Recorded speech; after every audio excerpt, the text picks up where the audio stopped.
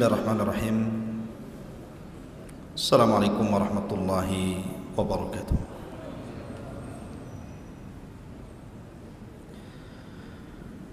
Alhamdulillah, salatu wassalamu ala rasulillah wa ala alihi wa sahbihi wa mawalah, wa la hawla wa la quwata illa billahi wa ba'du. Alhamdulillah, di malam hari ini kita masih bisa dipertemukan Allah Subhanahu wa ta'ala di Masjid Muhajirin. Tentu sebuah majlis yang dibacakan padanya Al-Quran dan hadis-hadis Nabi sallallahu alaihi wasallam adalah seindah-indahnya majlis. Karena Nabi sallallahu alaihi wasallam yang bersabda, "Idza marartum birriyadil jannati fartau." Apabila kalian melintasi satu dari taman-taman sorga, singgahlah di situ. Rasul ditanya oleh sahabat, apa yang dimaksud taman-taman sorga itu wahai Rasul? Maka Nabi SAW bersabda, hilaqudz dzikri, orang yang berhalakoh-halakoh di dalam rangka mengingat Allah Subhanahu wa ta'ala. Kemudian salawat dan salam kita haturkan kepada Rasul kita baginda Muhammad sallallahu alaihi wa ala alihi wasallam. Ma'asyiral muslimin yang dimuliakan Allah Subhanahu wa ta'ala, malam ini kita akan membahas satu nabi yang Allah Subhanahu wa ta'ala utus. Satu-satunya nabi yang oleh Allah Subhanahu wa ta'ala diperintahkan Rasul menceritakannya. Bahkan seluruh manusia sampai hari ini, bahkan sampai kiamat dibangkitkan, ketika bicara tentang nasab sampai kepada Adam alaihi salatu wassalam, maka pasti nasabnya harus melewati nabi ini.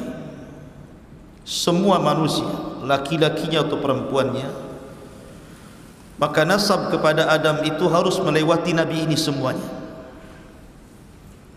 Dan nabi ini pula yang dijelaskan Allah Subhanahu wa ta'ala tentang metode berdakwah yang berliku-liku. Tidak ada satupun nabi yang dijelaskan dalam Al-Quran dengan metode dakwah yang bermacam-macam kepada kaumnya, tetapi kaumnya pun tidak ada yang beriman kecuali sedikit. Bahkan nabi ini pula yang diceritakan dalam Al-Quran satu-satunya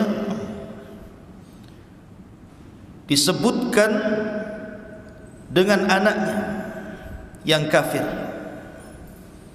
Ya, di sana ada penyebutan Ibrahim dengan Ismail, akan tetapi kedua-duanya nabi. Sementara nabi ini bapaknya seorang nabi tapi anaknya kafir, disebutkan dalam Al-Quran.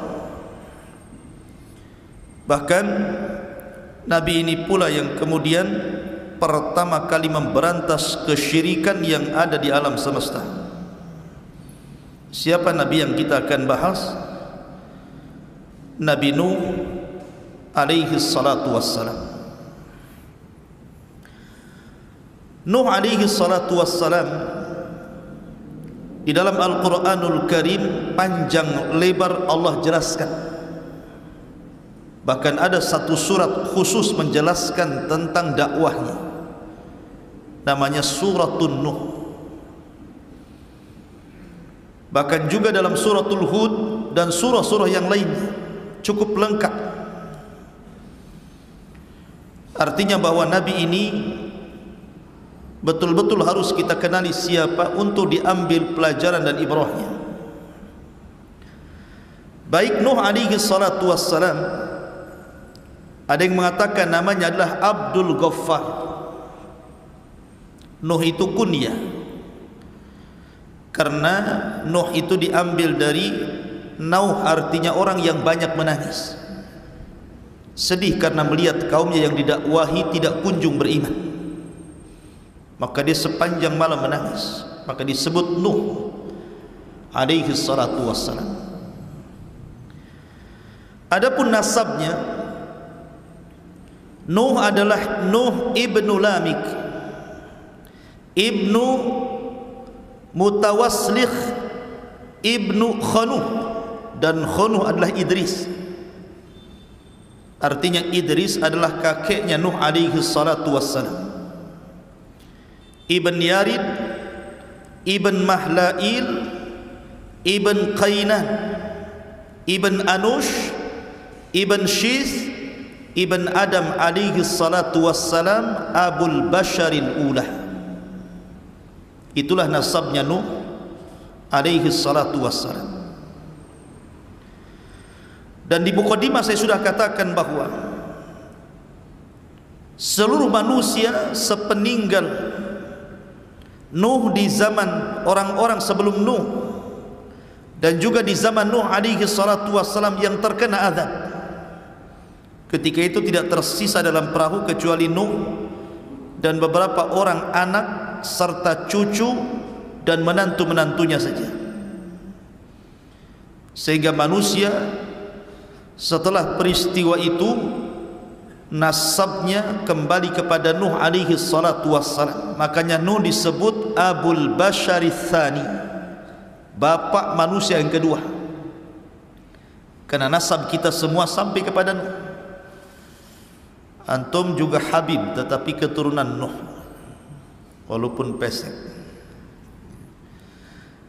Ma'asyiral muslimin yang dimuliakan Allah subhanahu wa ta'ala, dan itu dijelaskan dalam surat As-Saffat ayat 77. Allah mengatakan wa ja'alna dzurriyyatahu humul baqin, dan kami jadikan anak keturunan manusia itu semua turunan Nuh, dan itu yang tersisa sampai hari ini, bahkan sampai kiamat dibangkitkan. Ada yang mengatakan Nuh alaihi salatu wassalam lahir dari wafatnya Adam alaihi salatu wassalam itu 146 tahun dari wafatnya Adam. Ada yang mengatakan 126 tahun, ada yang mengatakan 126, ada yang mengatakan 146 tahun dari wafatnya Adam. Akan tapi berdasarkan hadis yang sahih, sebagaimana disebutkan di dalam Sahih Bukhari dari Abdullah bin Abbas radhiyallahu anhuma, kana baina Adam wa Nuh asyrata qurunin kulluhum alal Islam. Jarak antara Adam dan Nuh itu 10 abad. Satu abad itu 100 tahun, artinya 1000 tahun. Dari wafatnya Adam sampai lahirnya Nuh itu 1000 tahun, dan semua di atas tauhid, tidak ada yang menyekutukan Allah subhanahu wa ta'ala. Ma'asyiral muslimin yang dimuliakan Allah subhanahu wa ta'ala, dan sepakat para ulama berdasarkan hadis yang sahih tentang hadis syafaat bahwa Nuh adalah awwalur rusul, rasul yang pertama. Karena Adam adalah nabi, Syith nabi, Idris nabi, tetapi Nuh adalah rasul pertama. Kenapa? Karena Allah subhanahu wa ta'ala menyebutkan dalam surat Nuh, Allah mengatakan an anzir kaumaka, agar engkau memberikan peringatan kepada kaum wahai Nuh. Dan nadharah, peringatan itu karena ada sebuah penentangan terhadap Allah dan Rasulnya yang sangat besar. Makanya ketika Allah Subhanahu wa taala berfirman kepada Rasul, "Inna arsalnaka basyiran wa mubasysyiran wa nadhira." Sesungguhnya kami mengutus Anda wahai Muhammad basyirah, sebagai kabar gembira, wa mubasysyiran, dan menghabar gembirakan kepada orang lain, wa nadhira, dan memberikan peringatan. Jadi ada basyir, ada nadhir. Kalau Adam alaihi salatu wassalam mubasyir, Syith mubasyir, Idris mubasyir, tetapi Nuh bukan hanya mubasyir tapi nadhira. An anzir qaumaka, disuruh memberikan peringatan, karena dia adalah Rasul pertama yang memperingati manusia dari kesyirikan. Karena sebelumnya belum ada syirik. Adam diutus kepada anak-anaknya, tidak ada kesyirikan. Kemudian Syith diutus kepada saudara-saudaranya, tidak ada kesyirikan. Begitu juga Idris diutus kepada anak-anak pamannya, kerabat-kerabatnya, dan belum ada kesyirikan. Baru di zaman Nuh alaihi salatu wassalam, satu-satunya nabi yang diutus Allah untuk menyampaikan kalimat la ilaha illallah. Karena ketika orang berbuat syirik berarti melepaskan kalimat itu, berarti orang itu harus dikembalikan kepada tauhid dan harus mengucapkan kalimat la ilaha illallah. Tidak ada sesembahan yang berhak disembah kecuali Allah. Karena seruan ini hanya berlaku kepada orang-orang yang keluar dari Islam. Dan di zaman Nabi Adam, Nabi Syith atau Idris, tidak ada yang keluar dari tauhid.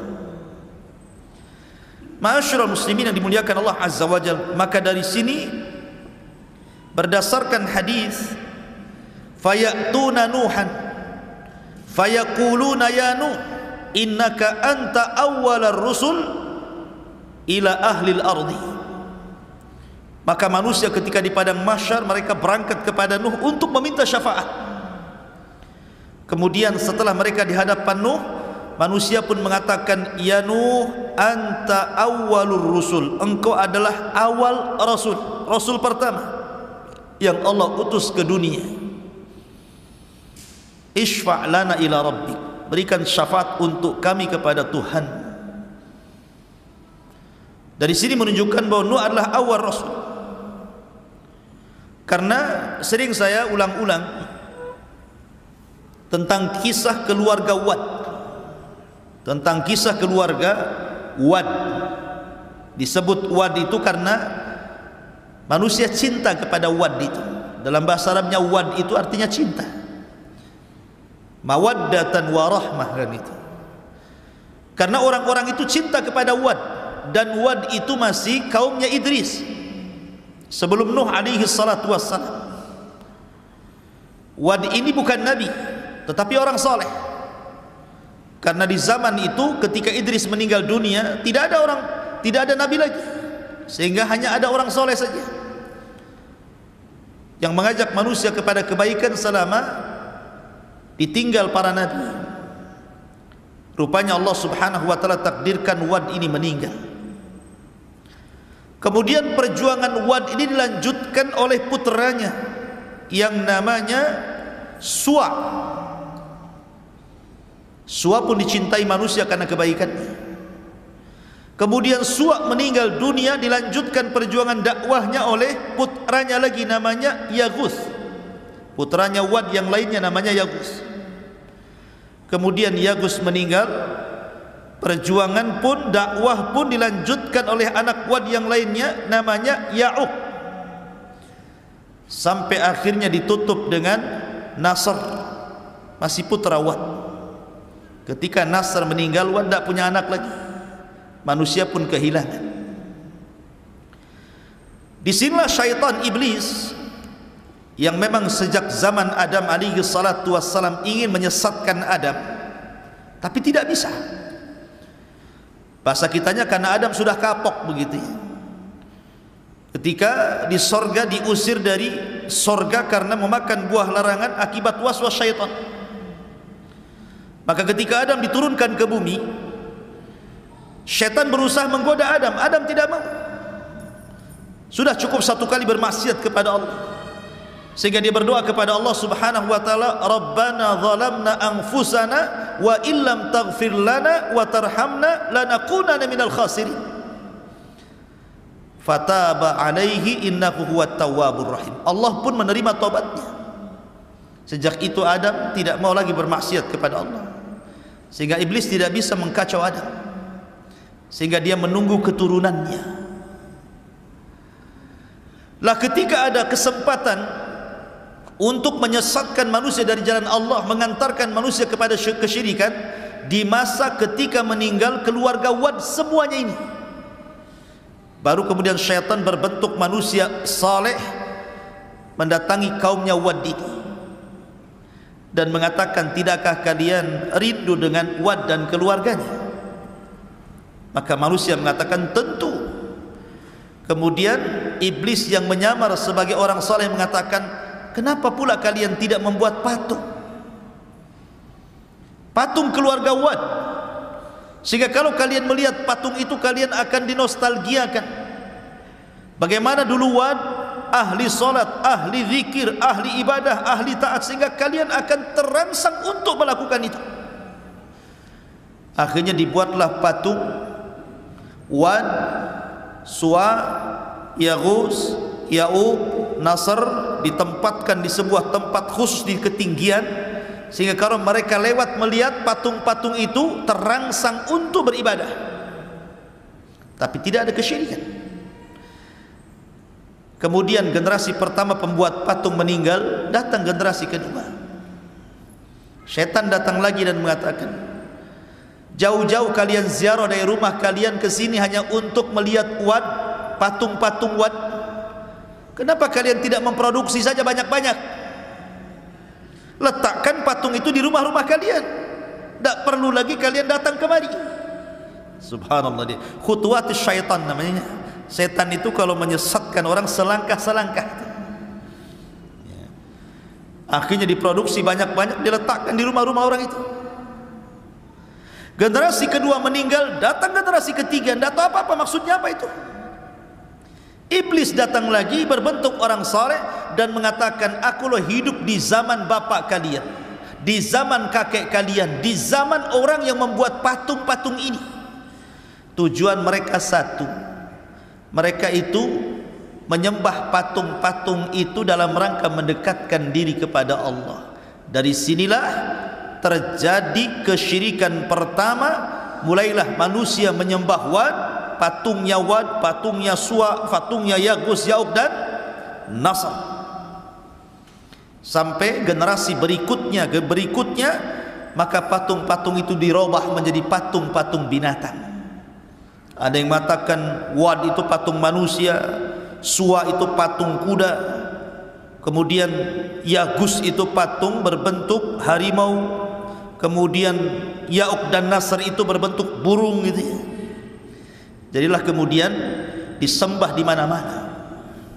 Lihat bagaimana cerdasnya syaitan untuk menyesatkan manusia dari tauhid menuju syirik. Makanya Allah mengatakan, kana nasu ummatan wahidah fakhtalafu faba'atsallahu an-nabiyyin. Dulu umat ini bersatu di atas tauhid. Sejak zaman Adam, Syith, Idris, semua bersatu di atas tauhid.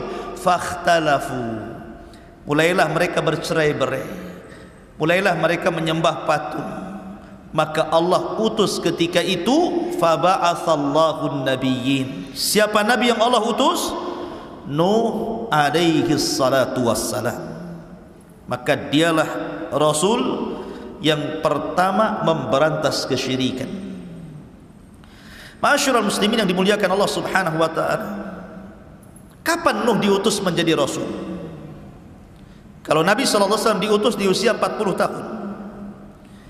Ada yang mengatakan bahwa Nuh diutus ketika usianya 50 sanatan, 50 tahun. Ada yang mengatakan 350 sana, 350 tahun usianya baru diutus menjadi rasul. Ada yang mengatakan 480 sanatan, ketika usia beliau 480 tahun. Dan ini yang dikuatkan banyak ulama. 480 tahun Nuh diutus menjadi rasul. Ya, karena usia dakwahnya saja 950 tahun. Berarti usianya di atas 1000. Kalau 950 tahun ditambah 480 tahun kemudian meninggal, berarti kurang lebih usianya 1400. Ada yang mengatakan 1500, ada yang mengatakan 1870 tahun gitu ya. Karena umat dulu itu selain usianya panjang-panjang, postur tubuhnya pun tinggi-tinggi. Makanya Adam alaihi salatu wassalam ketika Allah ciptakan berapa tingginya? 60 hasta. Satu hasta itu setengah meter. Kalau 2 hasta 1 meter. Kalau 60 hasta berarti 30 meter. Berapa nih tingginya masjid ini? Mungkin kalau Adam tidak bisa masuk masjid ini, pintunya kecil ya. Makanya kalau kita melihat peninggalan kaum Ad, kaum Samud yang sekarang masih ada itu, bangunan-bangunannya itu pintunya tuh tinggi-tinggi tuh. Ada yang 10 meter, ada yang 20 meter itu. Menunjukkan bahwa orang dulu itu fisiknya pun tinggi-tinggi, badannya besar-besar, otomatis juga usianya panjang-panjang lah. Tetapi makin kesini makin posturnya makin kecil, makin kecil, makin kecil, ya usianya pun dikurangi sampai Rasul mengatakan a'maru ummati baina sittina wa sab'in. Usia umatku berkisar 60 sampai 70 tahun saja, sedikit yang melewati itu ya. Ma'asyiral muslimin yang dimuliakan Allah Subhanahu wa taala. Adapun keluarganya, Nuh alaihi salatu wassalam itu memiliki 4 putra. Pertama namanya Syam, kemudian yang kedua namanya Ham, kemudian yang ketiga namanya Yafis. Syam, Ham, Yafis ini semua mengikuti dakwah ayahnya, masuk Islam. Hanya satu yang Allah Subhanahu wa ta'ala takdirkan tidak ikut ayahnya, tapi ikut agama kaumnya, namanya Kan'an. Dia tidak ikut bapaknya. Kenapa? Karena pengaruh buruk ibunya. Makanya penting mencari pasangan itu yang baik. Karena kalau antum memiliki istri yang buruk akan mempengaruhi kepada keburukan anak antum. Lihat kepada istri Nuh alaihi salatu wassalam, satu-satunya, bahkan satu di antara 2 istri Nabi yang dijadikan percontohan kepada orang-orang kafir. Wa daraballahu mathala lilladzina kafaru imra'atah. Dan Allah jadikan permisalan terhadap orang-orang kafir 2 perempuan. Perempuan siapa? Imra'atu Nuhin wa imra'atu Lut. Imra'atu Nuhin wa imra'atu Lut. Istri daripada Nuh dan istri daripada Lut, dua-duanya kafir, padahal suaminya Nabi.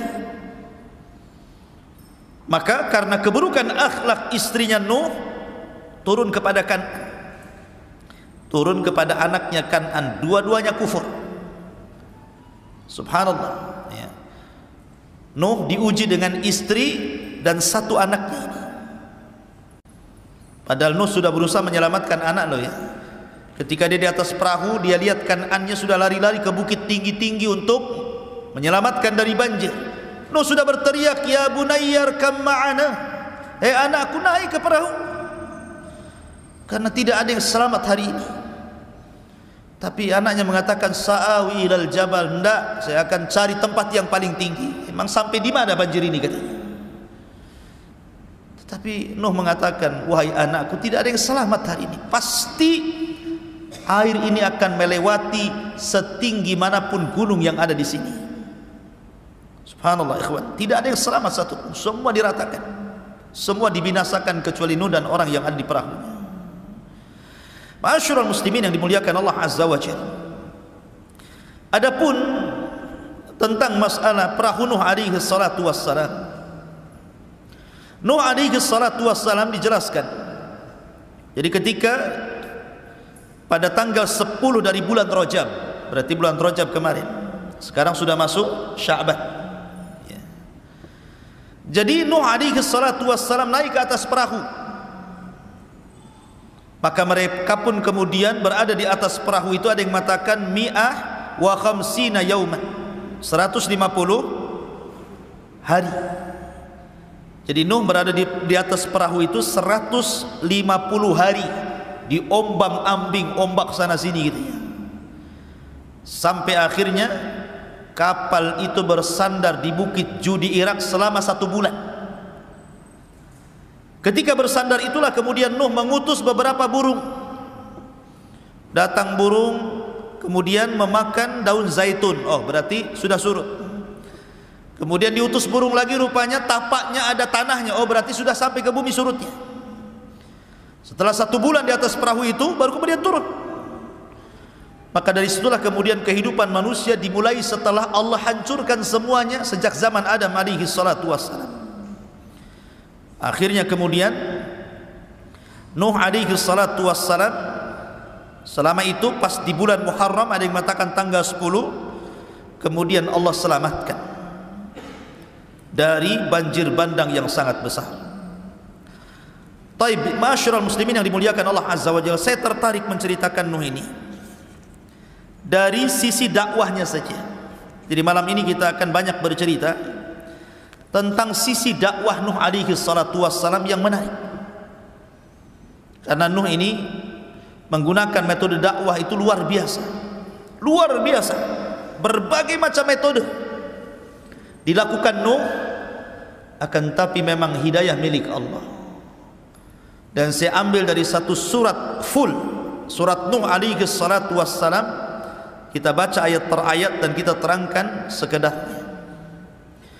Allah Subhanahu wa taala berfirman di dalam Al-Qur'anul Karim, inna arsalna Nuhan ila qaumi, sesungguhnya kami utus Nuh kepada kaumnya. Maknanya begini, antum kalau hendak berdakwah di sebuah daerah, kalau yang menjadi seorang dai, seorang ustad atau penyeru kebaikan itu adalah putra daerah, tentu akan mudah berdakwah. Mendakwahinya itu akan mudah, pengaruhnya akan banyak. Berbeda kalau seandainya saya bukan putra daerah, diutus kepada daerah tertentu, ya ada yang berhasil, ada yang tidak. Begitulah para nabi. Kalau nabi diutus itu biasanya diambil dari kaum yang akan didakwahinya. Makanya Allah Subhanahu wa taala mengatakan wa ila adin akhahum hud, dan kepada kaum Ad saudara mereka diutus Hud. Wa ila Tsamud akhahum Saleh, dan kepada kaum Tsamud saudara mereka Saleh diutus. Wa ila Madyan akhahum Syuaib, kepada Madyan saudara mereka diutus Syuaib. Artinya bahwa setiap nabi dan rasul itu dibangkitkan dari kaumnya. Supaya apa? Supaya mudah diterima. Karena mereka mengetahui kepribadian nabi itu sejak kecil, remaja, dewasa, sampai diangkat jadi nabi. Mereka mengetahui akhlaknya, tutur katanya, muamalahnya, sehingga ketika mereka mengetahui dari kecil sampai besar dan Allah siapkan semuanya, mereka tidak bisa mencela. Seperti Rasul umpamanya, sedari kecil sudah dikatakan Sadiqul Amin, orang yang jujur lagi amanah. Tidak bisa mencela Nabi dari segi akhlak, mereka hanya bisa mencela dari segi ajaran saja. Maka Nuh diutus dari kaumnya sendiri. Makanya Allah mengatakan inna arsalna Nuhan ila qaumi an anzir qaumaka min qabli an ya'tiyahum adzabun alim, agar engkau wahai Nuh memberikan peringatan kepada kaum sebelum datang kepada mereka azab yang pedih. Menunjukkan bahwa azab itu tidak mungkin turun kecuali setelah datangnya peringatan. Wa ma kunna mu'adzibina hatta nab'atsa rasulah, Tidak mungkin kami mengadab sebuah kaum kecuali setelah diutus Rasul kepada mereka. Kemudian Nuh mulai berdakwah. Qala ya qaumi inni lakum nadhirum mubin. Wahai kaumku, saya ini diutus kepada kalian sebagai nadhir, peringatan. Peringatan yang jelas. Ani'budullaha wattaquhu wa ati'un. Sembahlah Allah, bertakwalah kepada Allah dan taati perintahku. Maka kalau 3 perkara ini kalian lakukan, maka Allah akan berikan 2 keistimewaan kepada kalian. Kalau kalian mau menyembah Allah, mentauhidkan Allah dan meninggalkan patung-patung Wad, Yaghus, Ya'uq, Suwa dan Nasr itu, kemudian kalian takut kepada Allah dan kalian mentaati semua perintahku, karena tidak mungkin aku perintahkan kecuali dari Allah, maka kalian akan diberikan 2 keistimewaan. Apa itu? Yaghfir lakum min dzunubikum. Pertama, Allah akan ampuni dosa-dosa kalian. Yang kedua, wa yuakhirkum ila ajali musamma. Allah akan panjangkan umur kalian. Allah akan panjangkan umur kalian. Jadi kalau kalian mau meninggalkan patung-patung itu, mentauhidkan Allah, bertakwa kepada Allah, taat kepada perintahku, ku jamin dosa kalian yang dulu-dulu, kesyirikan kalian itu, Allah akan ampuni. Dan bukan hanya itu saja, wa yuakhirkum ila ajali musamma. Allah akan tambah panjangkan usia kalian, sehingga kalian bisa menikmati isi dunia ini dengan panjang lagi. Inna ajalallah idza ja'ala yu'akhkhar law kuntum ta'lamun. Karena ketentuan Allah itu kalau datang tidak mungkin digeser, kalau kalian tahu. Masyarul muslimin yang dimuliakan Allah Subhanahu wa taala, lah Nuh alaihi salatu wassalam ini, beliau bukan hanya sekadar berdakwah sebagaimana dakwah kita hari ini gitu. Seorang pendai yang berdakwah hari ini yang hanya mungkin mengambil seminggu sekali, atau pagi saja atau malam saja, tidak. Nuh itu semua waktu dipakainya untuk berdakwah. Mau siang, mau malam, tidak peduli. Dan itu diceritakan oleh Nuh sendiri dalam Al-Quran. Qala rabbi inni da'autu qaumi laila wa nahara. Ya Rabb, sesungguhnya aku mendakwai kaumku siang dan malam. Subhanallah, 950 tahun berdakwah kepada kaumnya siang dan malam. Bukan hanya siang saja, malam pun didakwahi. Bukan hanya itu saja, falam yazidhum du'ai illa firara. Tetapi apa yang terjadi? Usaha Nuh, mungkin bahasa kitanya kurang banyak berhasil, karena tidak menambah kepada mereka dari dakwahku, kata Nuh, illa firara, kecuali mereka lari, tidak mau mendengarkan. Seperti apa sikap kaumnya itu? Allah mengatakan, wa inni kullama da'autuhum litaghfira lahum ja'alu asabi'ahum fi adhanihim wastaghshaw thiyabahum wa asarru wastakbaru istikbar. Dan saya setiap kali mendakwahi mereka kaumku, kata Nuh, agar mereka meninggalkan patung-patung itu, kesyirikan mereka, dan meminta ampun kepada Allah Azza wa Jalla. Apa yang terjadi? Kalau bisa semua jari ini, telunjuk ini masuk ke dalam telinganya, lubang telinga. Kalau bisa semua masuk, masukkan semuanya. Ketika Nuh apabila mendakwai kaumnya, kemudian mulai masukkan jarinya ini ke dalam lubang telinganya, mulai dia pakai isyarat. Pakai isyarat, karena kalau ngomong kan nggak didengar. Gimana didengar? Wong ini telinganya sudah ditutup. Terpaksa pakai isyarat. Kayak orang bisu gitu ya, pakai isyarat gitu. Mungkin satu-satu gitu. Gitu ya. Nah, setiap kemudian Nuh, bayangkan, mulai dari bicara, setelah itu mereka menutup kuping, maka Nuh pakai isyarat. Ketika Nuh merubah dakwahnya dari bicara ke isyarat, akhirnya wastaghshaw thiyabahum, mereka pun tidak mau melihat isyarat telunjuk-telunjuk Nuh, diambilnya baju, ditutup wajahnya. Anda bisa bayangkan. Cukup wa asarru. Kalau Nuh bicara, mereka pun bicara. Coba bayangkan, saya sedang berdakwah kepada antum seperti ini, ataupun ngobrol semuanya. Siapa yang tahan duat seperti ini? Atau ketika saya berbicara, tiba-tiba antum ambil handphone diletakkan pula di telinga antum. Atau kemudian mengambil pakaian ditutupnya wajah antum gitu kan. Siapa yang sabar seorang ustaz, seorang dai menghadapi kaum yang seperti ini coba? Enggak ada. Saya jamin semua ustaz kalau dihadapkan dengan kaum seperti ini pasti resign jadi ustaz. Saya berhenti saja jadi ustaz. Ya. Karena sudah melampau kan gitu. Bicara ditutup telinga, pakai isyarat ditutup wajah. Mulai dilantangkan bicaranya, mereka malah teriak-teriak. Wastakbaru istikbara, makin congkak sombong, menolak kebaikan. Summa inni da'autuhum jihara, summa inni a'lantu lahum wa asrartu lahum israra. Oh, boleh jadi mungkin ada di antara kaum Nuh itu ada yang ingin masuk ke dalam Nuh tetapi takut. Kan ada tuh umpamanya seperti di zaman Nabi kan ada dakwah namanya dakwah sirriyah, ada dakwah jahriyah kan. Ada dakwah sirriyah, door to door bahasa kitanya. Dari pintu ke pintu, tidak ramai di depan manusia. Ada dakwah jahriyah, terang-terangan. Tapi ada kemudian sahabat Rasul yang ingin masuk Islam tapi takut, menyembunyikan keislamannya.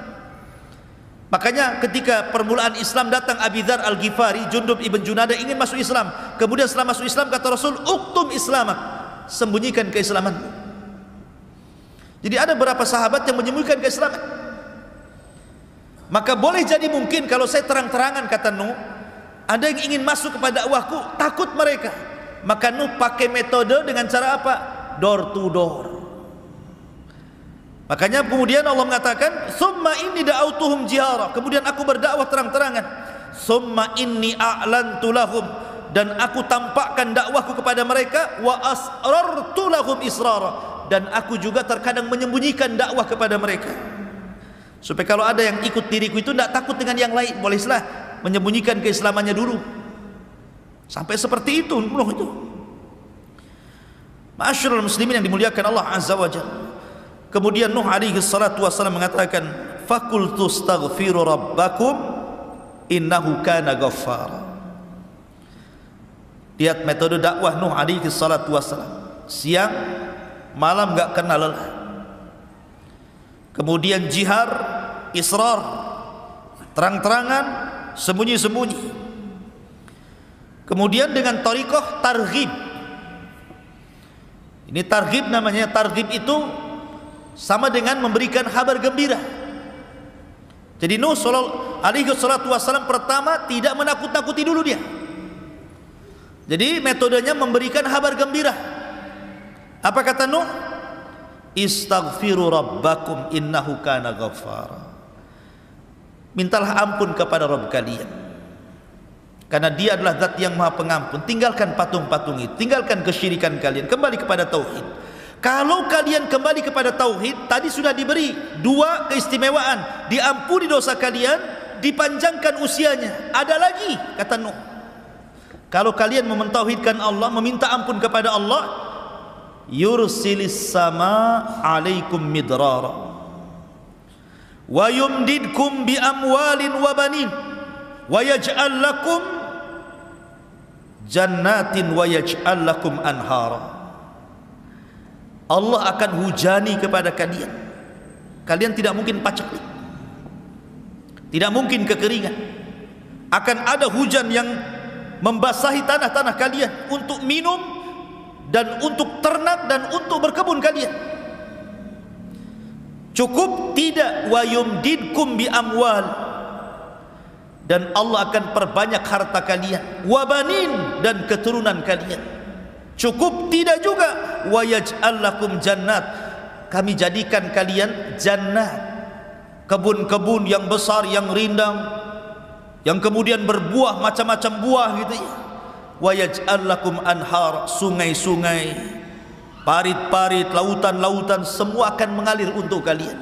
Lihat, Nuh menjanjikan kepada mereka banyak perkara tuh. Asal kalian tobat, beriman kepada Allah, mentauhidkan Allah, istighfar kepada Allah, Allah ampun dosa kalian, Allah akan panjangkan usia kalian, Allah berikan hujan kepada kalian, Allah perbanyak harta dan keturunan kalian, Allah suburkan kebun kalian, bahkan Allah akan berikan sungai-sungai dan air-air yang bermanfaat kepada kalian.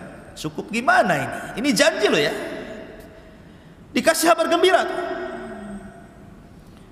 Tetapi apa yang terjadi tetap saja. Rupanya tidak mempan dengan cara diberikan kabar gembira. Sekarang berbalik nih.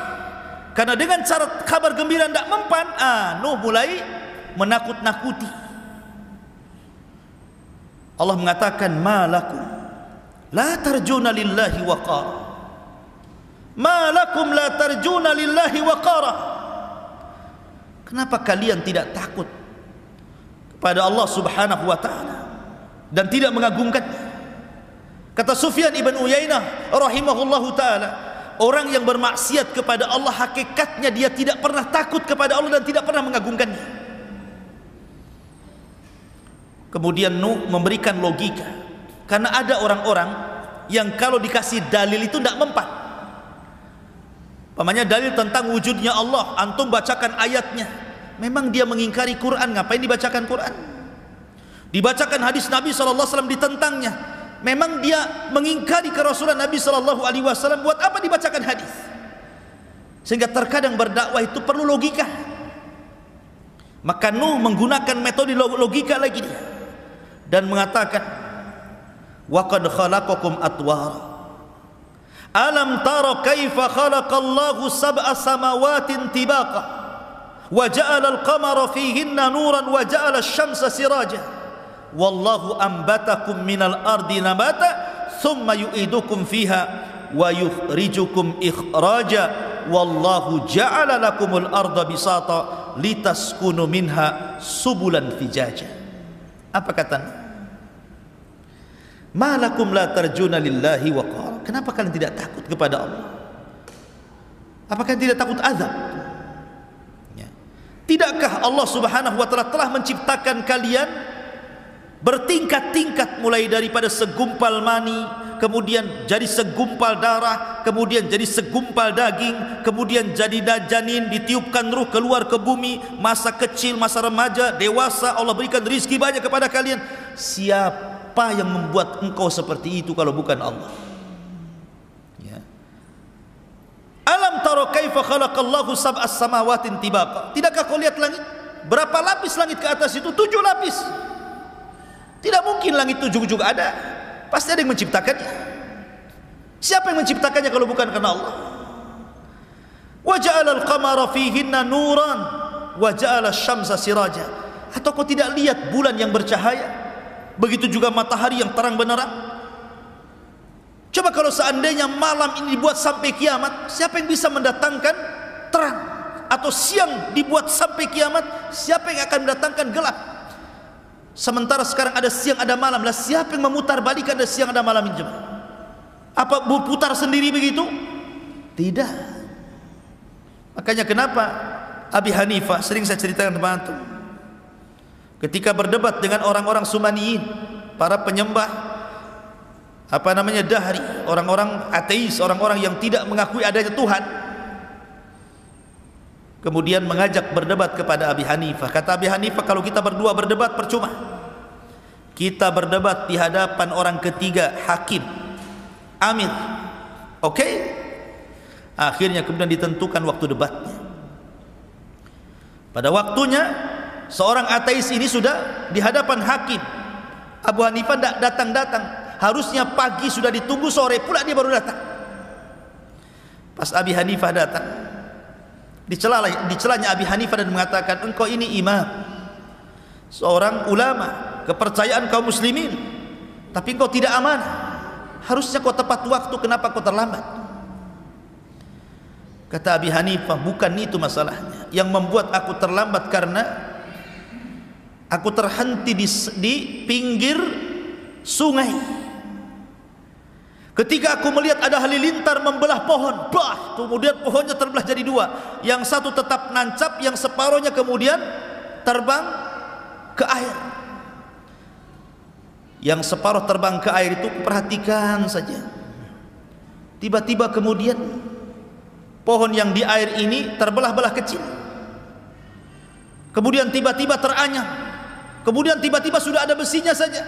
Tiba-tiba berbentuk perahu dia. Maka aku pun naik ke dalam perahu itu. Kemudian perahu tiba-tiba jalan sendiri, dan akhirnya akulah sampai ke sini katanya. Baru sampai aku ke sini. Maka sang ateis mengatakan, kadzabta, dusta kamu. Mana bisa perahu ujug-ujug jadi gitu.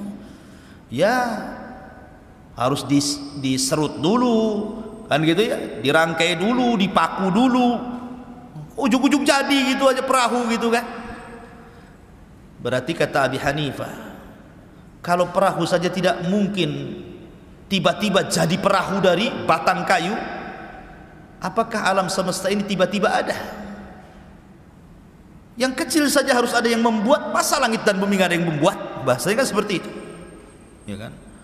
Masyarul muslimin yang dimuliakan Allah Azza wa Jalla, wallahu ambatakum minal ardi nabata, dan Allah yang menumbuhkan kalian dari bumi, untuk kalian dari bumi nabat, tumbuh-tumbuhan, sayur-sayuran macam-macam. Thumma yu'idukum fiha wa yukhrijukum ikhraja, kemudian Allah kembalikan kalian, maksudnya Allah wafatkan kalian, wa yukhrijukum ikhraja, kemudian Allah keluarkan dan bangkitkan kembali pada hari berbangkit nanti. Wallahu ja'ala lakumul arda bisata, dan Allah telah jadikan bumi ini terhampar sehingga kita bisa berjalan dengan tenang, ya. Litaskunu fiha, litaskunu minha, agar engkau bisa tinggal di bumi yang datar itu, subulan fijaja, bahkan bisa berjalan ke sana kemari. Ini namanya dalilul akli, namanya dalil akal tentang wujudnya Allah Subhanahu wa taala. Karena mereka menyebutkan Allah. Maknanya begini, Nuh itu mau mengatakan seperti ini sebenarnya. Apakah yang menciptakan langit dan bumi itu Tuhan ini, Wad, Yagus, Ya'uq yang kalian sembah ini, ataukah Allah? Atau yang menumbuhkan tumbuh-tumbuhan ini, patung-patung kalian, ataukah Allah? Nah gitu maksudnya. Jadi diajak secara logika gitu ya. Tetapi memang kaumnya adalah kaum yang degil, ikhwan. Tak juga dapat hidayah, enggak ada dapat hidayah. Sehingga Nuh alaihi salatu wassalam mengatakan, Rabbi innahum asawni wattaba'u ma lam yazidhu maluhu wa waladuhu illa khasara. Qala Nuh, berkata Nuh, ya Rabb, kaumku tidak menerima dakwahku, mereka justru bermaksiat kepadaku, dan mereka justru mengikuti orang yang memiliki harta dan anak yang tidak manfaat untuk mereka.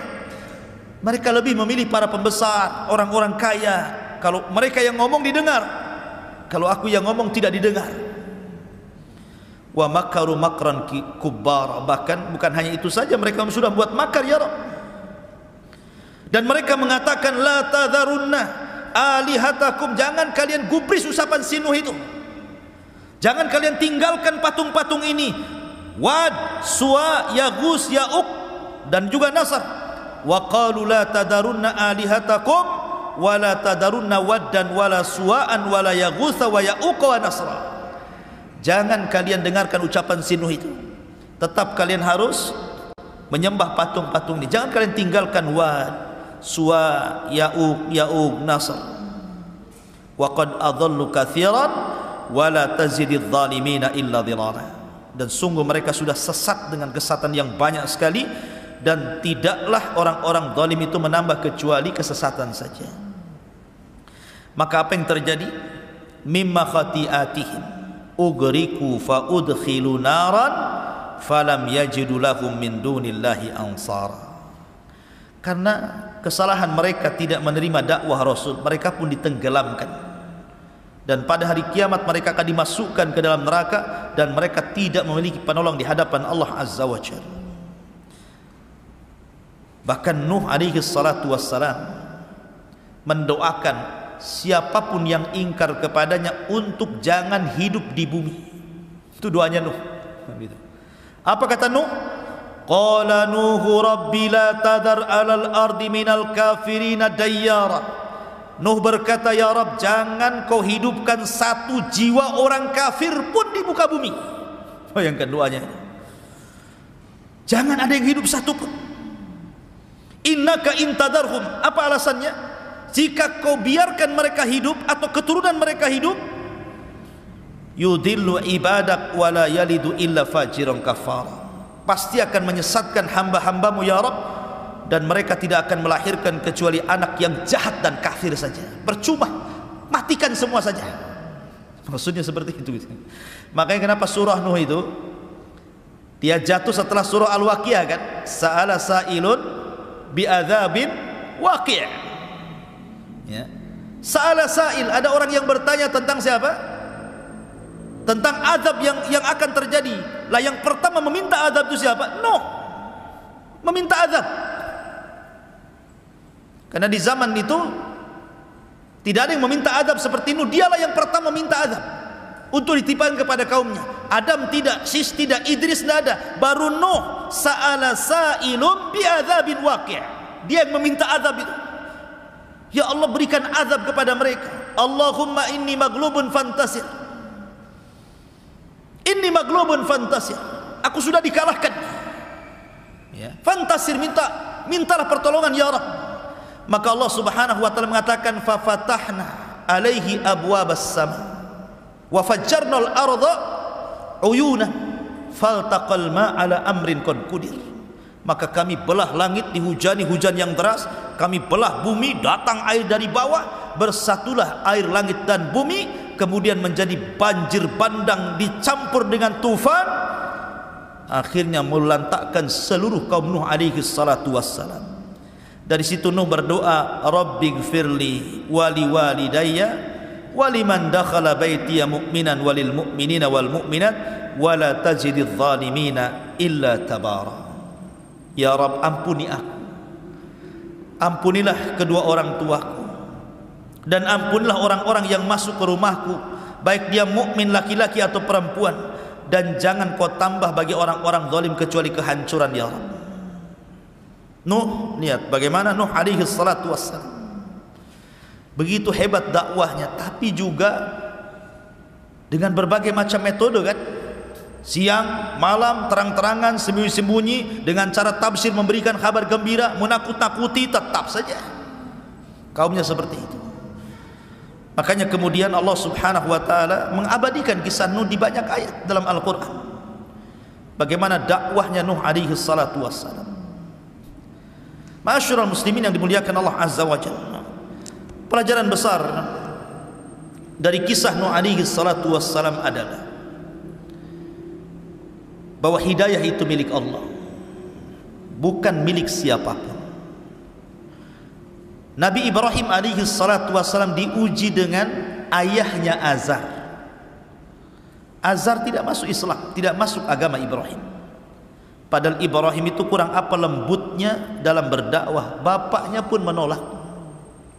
Ya kan? Nuh dan Lut tidak mampu mendakwai orang yang paling dekat dengan dia, yang satu kamar setiap malam, istri mereka, bahkan anak mereka Kanaan.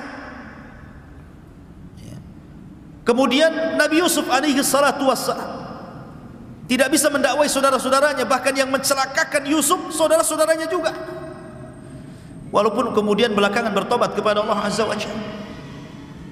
Termasuk Rasul sallallahu alaihi wasallam, dari paman-pamannya yang paling mencintai Rasul siapa? Abu Talib, pun tidak bisa memberikan hidayah kepada Abu Talib. Kalau Abu Lahab ya sudahlah, memang paman yang memusuhi dia. Tapi Abu Talib yang merupakan ayah angkatnya, wa wajadaka yatiman fa'awa, kami dapati engkau Muhammad yatim, kemudian kami berikan perlindungan. Salah satu yang dikirim Allah untuk melindungi Rasul setelah dari pangkuan kakeknya Abdul Muttalib adalah Abu Talib, sampai diangkatnya jadi Nabi dan Rasul, sampai menikah dengan Khadijah. Tahu akhlaknya Rasul Abu Talib itu. Makanya Abu Talib sangat cinta dengan Rasul. Tapi juga percuma juga kecintaan Abu Talib kepada Rasul, karena dia tidak masuk Islam. Ya. Rasul dihadapkan dengan Abu Talib, saling mencintai. Rasul mencintai Abu Talib, Abu Talib mencintai Rasul, tapi tidak menjadikan Abu Talib selamat dari neraka kan? Menunjukkan bahwa hidayah itu milik Allah. Tetapi walaupun hidayah milik Allah, ada tugas bagi kita semua, sampaikan hidayah Allah lewat hidayah kita, hidayatul irsyad. Jadi tugas kita ini menyampaikan hidayah Allah kepada mereka. Soal mereka sadar, mereka tidak sadar, itu urusan Allah. Taufik itu milik Allah Azza wa Jalla. Tapi jangan berhenti dari dakwah. Karena terkadang orang itu diuji dari orang dekat. Diuji ibunya tidak mau sholat, diuji saudaranya tidak mau akur, diuji oleh istrinya nggak mau ibadah, diuji oleh suaminya, macam-macam orang itu ujian itu kan. Dan paling berat memang dari dalam. Makanya Nabi SAW diperintahkan Allah, wa anzir ashiratakal aqrabin, mulailah dari orang-orang dekat engkau wahai Muhammad. Ku anfusakum wa ahlikum nara, jagalah diri kalian dan keluarga kalian dari api neraka. Wallahu alam. Ini diantara kisah dakwah, liku-liku dakwah Nuh dalam memberantas kesyirikan dan mengajak manusia ke dalam tauhid. Sudah jam 9. Baik, kita buat tanya jawab sebentar.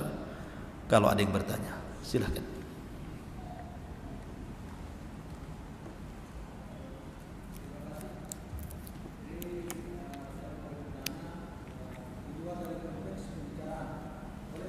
Boleh.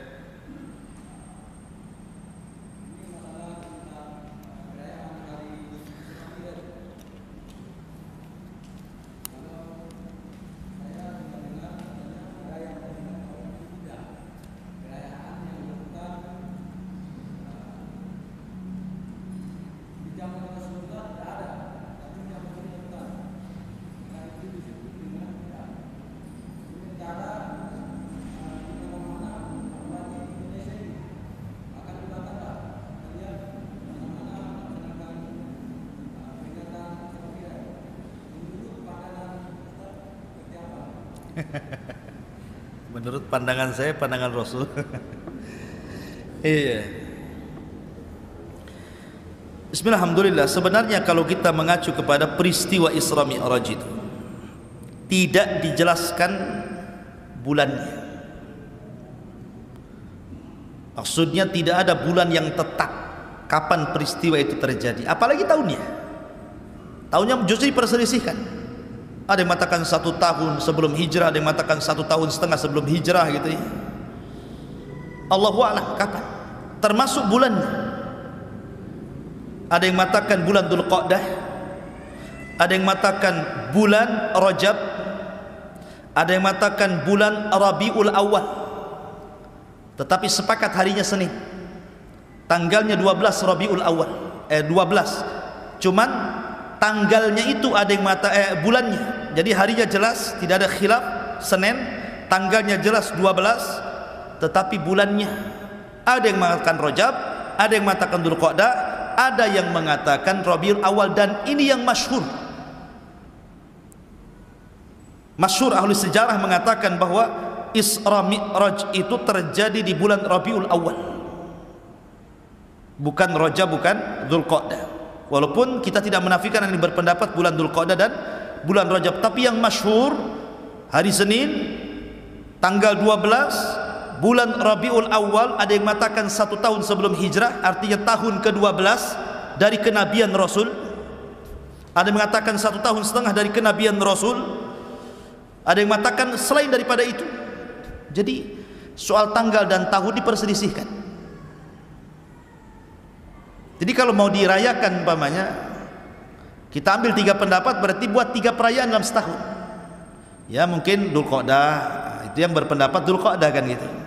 Rajab yang berpendapat Rajab. Kemudian Rabiul Awal yang berpendapat Rabiul Awal. Tapi kan nggak ada ya bulan Dzulqa'dah ya. Apalagi Rabiul Awal lain lagi, Maulid biasanya kan. Biasanya ngambil di bulan Rajab kan. Begitu ya umumnya kan. Kemarin kan bulan Rajab gitu kan. Intinya begini ikhwan, peristiwa Isra Mi'raj ini peristiwa besar. Yang kita ambil dari peristiwa itu sebenarnya ibarah. Apa sih oleh-oleh Rasul itu? Oleh-oleh Rasul dari Isra Mi'raj itu apa? Salat. Betapa banyak orang-orang yang tidak salat, tapi kalau ada perayaan Isra Mi'raj datangnya. Habis menyelesaikan perayaan Isra Mi'raj pulang, sholat lagi nggak dia? Tetap aja nggak sholat kan? Berarti dia tidak mengambil ibrah dari peristiwa itu. Hanya rutinitas, hanya untuk dirayakan, tapi tidak diambil pelajarannya, kan begitu. Yang paling penting kan bukan merayakannya, tetapi mengambil ibrah daripada peristiwa itu. Bahwa dalam peristiwa itu ada perintah sholat, dan sholat itu satu-satu ibadah yang diwajibkan di langit, satu-satunya ibadah yang tidak ada perantara Jibril, satu-satunya ibadah yang menentukan muslim dan kafirnya orang. Penting ya. Jadi yang penting itu mengambil ibrah pelajaran, apalagi peristiwa ini tercantum di dalam Al-Quran. Isra tercantum dalam surah Isra itu sendiri, Mi'raj tercantum dalam surah An-Najm. Jadi Quran menjelaskan itu, apalagi hadis-hadis Nabi kan gitu. Maka saya nasihatkan, ambillah pelajaran dari peristiwa itu, bukan membesar-besarkan masalah peringatannya. Ambil ibrahnya sebanyak-banyaknya di situ, karena banyak pelajaran dari peristiwa itu untuk memperbaiki kehidupan kita dan masyarakat kita. Karena banyak peristiwa itu, mulai dari berjalannya Rasul dari Haram ke Masjidil Aqsa, macam-macam peristiwa terjadi. Apalagi dari Aqsa ke Sidratil Muntaha turun lagi, macam-macam terjadi. Kemudian balik ke Mekah setelahnya, macam-macam terjadi. Lah harusnya yang dipelajari itu peristiwa-peristiwa itu. Ya, karena dalam sebuah peristiwa itu pasti ada pelajaran besar. Apalagi dicantumkan dalam Quran, dalam sunnah Nabi, dan itu sesuatu yang ma'ruf. Peristiwa yang mustahil tetapi menjadi mungkin karena kuasa Allah. Dan ini sebuah pelajaran bahwa dalam beragama itu jangan pakai logika, karena peristiwa ini tidak masuk logika. Masuk logika peristiwa ini? Tidak masuk. Gimana dalam separuh malam bisa melakukan perjalanan sehebat itu kalau bukan karena kuasa Allah Azza wa Jalla? Ya. Karena tidak semua agama itu masuk logika, maka cukuplah kita sami'na wa ata'na sajalah. Kita mendengar, kita taat apa yang diperintahkan Allah dan Rasulnya. Wallahu a'lam.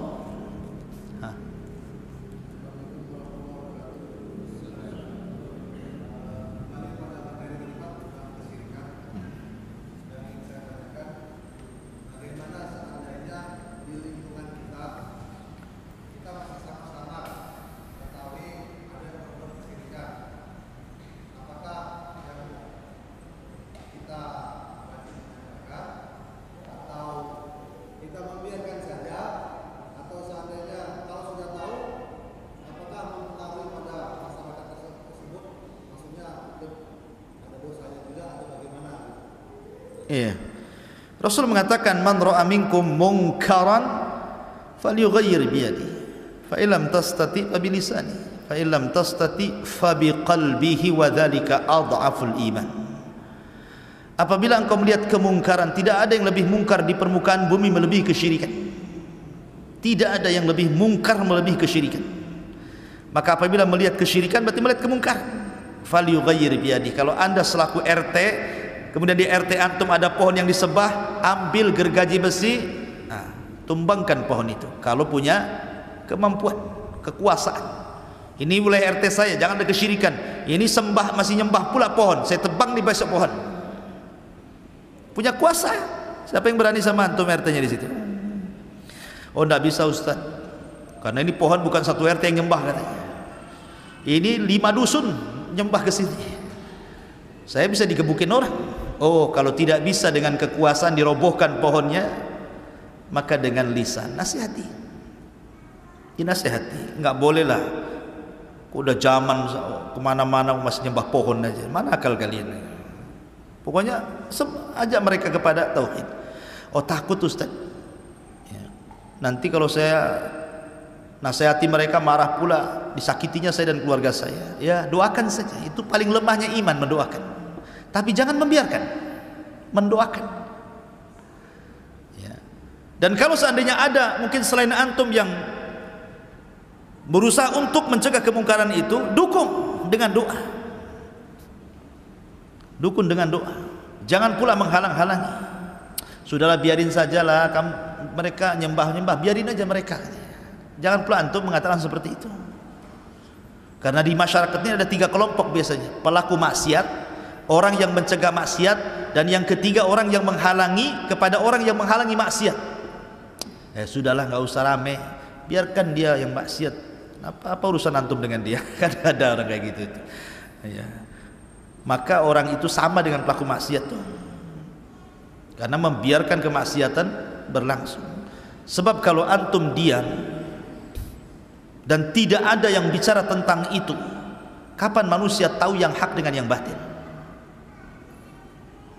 Dan kalau tetap diam kemudian sampai Allah turunkan azab, jangan salahkan. Wattaqu fitnatal la tusibanna alladziina zalamu minkum khassah. Allah itu kalau sudah menurunkan azab, itu yang kena bukan hanya orang zalim saja, tapi orang baik pun kena juga di situ. Ya. Berarti untuk mencegah supaya orang-orang saleh itu tidak terkena, maka bukan hanya menyuruh manusia kepada kebaikan saja, tapi coba cegah manusia dari kemungkaran. Memang berat. Kalau dakwah menyuruh manusia kepada kebaikan ringan. Salat yuk, ringan. Oh jangan tuh syirik itu. Oh, berat.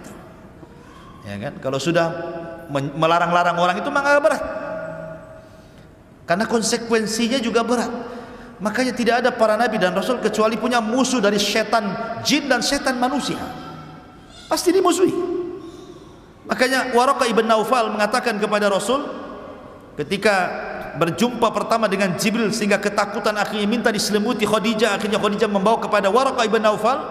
Kata Waraqah ibn Naufal, ya Khadijah, siapapun yang membawa ajaran seperti yang dibawa suamimu ini, maksudnya Rasulullah, pasti akan mendapatkan ujian. Dalam riwayat pasti akan disiksa, akan diazab, ya, akan mendapatkan hal-hal yang bisa menyakiti dia. Karena dakwah tauhid ini bukan dakwah yang mulus, ya, pasti ada saja musuh-musuh yang berusaha untuk menghalang-halang sejak zaman Nabi sampai hari ini, bahkan sampai kiamat. Tapi memang harus disampaikan, jangan diam dari kemungkaran. Wallahu a'lam. Sekarang sudah cukup, jam 9 lebih. Subhanallah bihamdika asyhadu an la ilaha illa anta astaghfiruka wa atubu ilaik. Allahu ta'ala. Assalamualaikum warahmatullahi wabarakatuh.